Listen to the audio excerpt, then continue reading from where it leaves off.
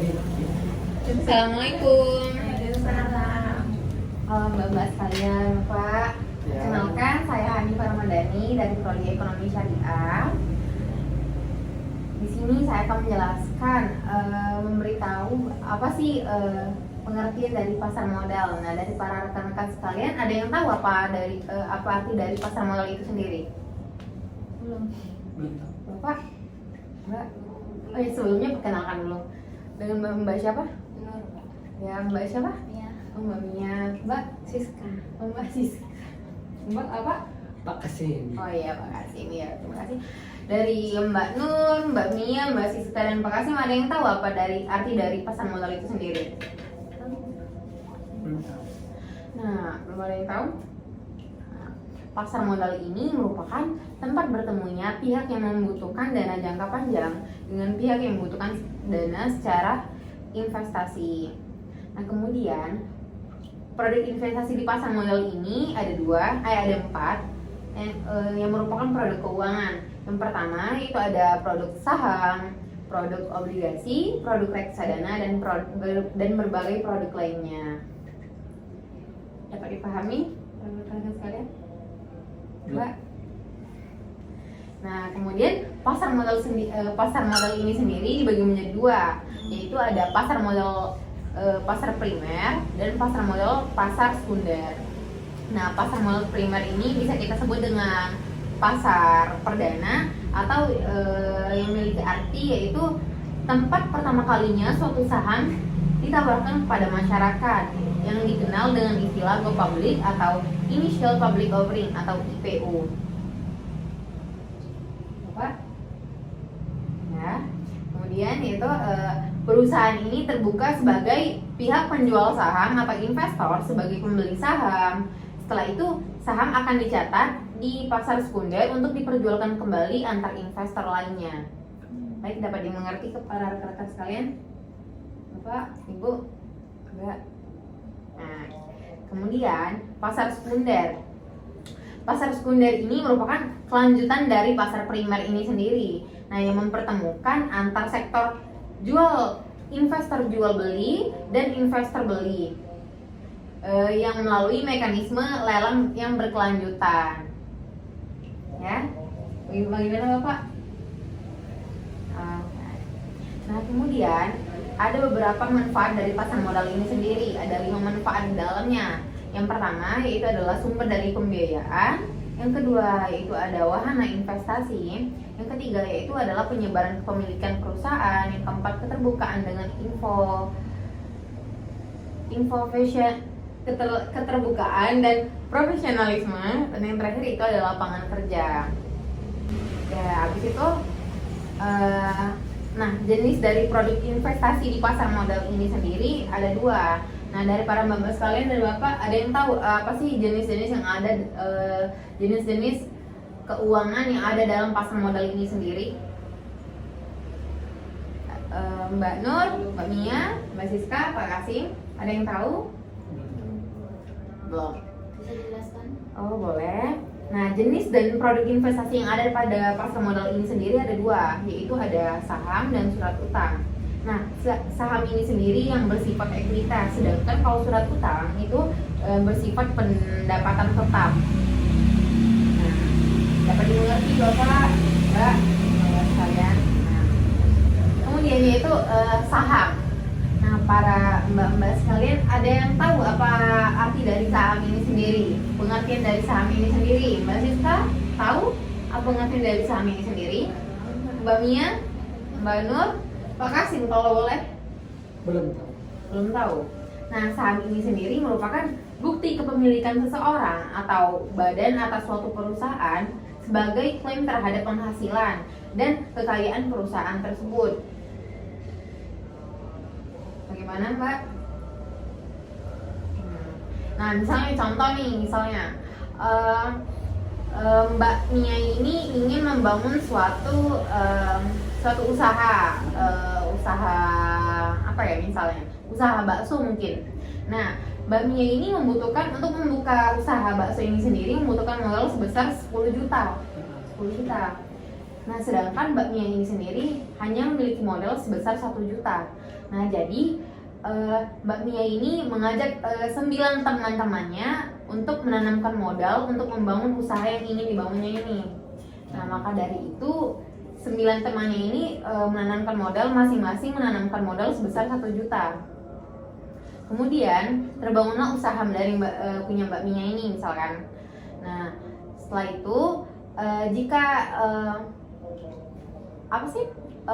produk yang sudah dikembangkan ini sudah berhasil berkembang, maka dari itu semakin berkembangnya usaha tersebut, maka semakin tinggi juga nilai investasinya. Maka dari itu semakin tinggi nilai dari investasi tersebut akan meningkatkan nilai dari modal awal penanaman modal tersebut.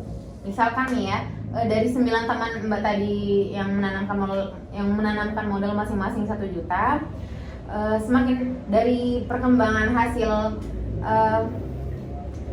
usaha tersebut tadi itu akan meningkat 2 kali lipat. Jadi teman-teman Mbak tadi akan mendapatkan masing-masing jadi 2 juta per masing-masing dari penanaman hasil modal tadi, penanaman investasi terhadap usaha Mbak itu sendiri tadi. Nah, dapat dipahami Bapak, Mbak Siska bagaimana dari tadi mungkin terlalu bosan Mbak ya? Enggak Mbak, malah saya senang Mbak jelasin ini, jadi saya tahu tentang pasang modal apa, saham itu apa. Oh iya, boleh. Oh boleh. Bagaimana Mbak Mbak Mia, apakah sudah dapat dipahami? Nah, jadi seperti itu. Nah, keuntungan dari investasi saham ini sendiri ada 2. Yang pertama itu ada capital gain dan yang kedua ada dividen. Nah, selanjutnya yaitu pasar keuangan yang terdapat di dalam pasar modal ini sendiri, yaitu ada obligasi. Nah, obligasi ini sendiri merupakan surat utang jangka panjang atau jangka menengah yang dapat dipindah tangankan.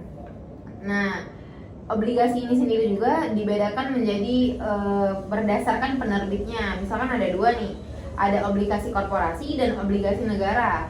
Obligasi korporasi ini diterbitkan oleh BUMN atau BUMD. Sedangkan kalau obligasi negara ini diterbitkan oleh pemerintah itu sendiri. Bagaimana Bapak Kasim, apakah dapat dipahami? Oke, terima kasih Bapak. Nah, kemudian ada 2 jenis dari obligasi tersebut. Nah, dari Mbak sekalian dan Bapak juga ada yang tahu apa sih jenis-jenis yang ada di dalam obligasi ini sendiri? Mbak Nur, ada tahu? Oh, belum. Mbak Siska, Pak Kasim, Belum. Mbak Mia? Oh, belum juga. Nah, obligasi ini sendiri terbagi menjadi 2. Ada 2 jenis di dalamnya, yaitu ada obligasi konvensional dan yang kedua yaitu adalah obligasi syariah atau sukuk. Nah, sukuk, obligasi syariah atau sukuk. Nah, mungkin hanya itu yang dapat saya sampaikan daripada rekan-rekan sekalian. Mungkin terdapat pertanyaan dari para rekan-rekan sekalian, boleh bertanya pada saya. Iya, saya mau bertanya apa ya perbedaan capital gain dengan dividen? Apa Bu? Boleh diulang sekali lagi Mbak? Apa ya perbedaan capital gain dengan dividen? Oh, perbedaan dari capital gain dan dividen ini sendiri. Nah, capital gain sama dividen ini sendiri ini sama-sama keuntungan, Mbak. Jadi capital gain ini merupakan keuntungan yang didapatkan saat harga jual saham lebih tinggi daripada harga belinya. Nah, sedangkan kalau dividen ini sendiri merupakan pembagian keuntungan perusahaan kepada pemegang saham berdasarkan banyaknya saham yang dimiliki. Gitu, Mbak. Apakah dapat dipahami, Mbak, dari pemaparan saya tadi? Oke. Selain itu, Bapak apa mau bertanya? Oh, ada. Mbak Siska mungkin ingin bertanya? Oh ya Mbak, mau nanya Mbak, suku Iya. apa sih? Apa? Suku. Sukuk. Nah, kalau untuk sukuk ini sendiri, ini kalau nggak salah dari materi terakhir tadi ya, kalau nggak salah ya, obligasi ya. Sukuk ini sendiri ini merupakan sertifikat atau bukti kepemilikan investasi atas underlying aset, gitu Mbak. Apakah dapat dipahami Mbak? Ya, makasih Mbak. Ya, sama-sama. Baik, dari para rekan-rekan sekalian, apakah ada yang ingin bertanya lagi? Nah, Mbak tadi kan menjelaskan tentang underlying asset ya. Iya, Nah, saya underlying. masih bingung nih pengertian dari underlying asset itu apa sih? Oh, underlying asset itu kalau nggak salah tadi yang sukuk tadi ya. Underlying asset ini sendiri merupakan objek yang menjadi dasar transaksi penerbitan sukuk sebagai penerapan prinsip syariah. Gitu. Nah, sedangkan underlying asset ini dibagi kayak menjadi dua kalau nggak salah. Itu ada yang berwujud sama yang tidak berwujud. Nah, contohnya kalau yang berwujud ini sendiri yaitu ada berupa tanah, bangunan, dan proyek pembangunan. Nah, sedangkan kalau misalkan yang tidak berwujud ini sendiri ada jasa dan hak manfaat atas aset itu sendiri. Bagaimana Mbak? Dapat dipahami penjelasan dari saya? Ya, baik. Terima kasih. Terima kasih mungkin yang bertanya, Mbak Siska, ya. Ya, oke Mbak. Mungkin hanya itu yang dapat saya sampaikan para member sekalian. Apabila terdapat kekurangan dari penjelasan saya mohon maaf pada member sekalian dan Bapak juga. Saya akhiri. Wassalamualaikum warahmatullahi wabarakatuh. Waalaikumsalam.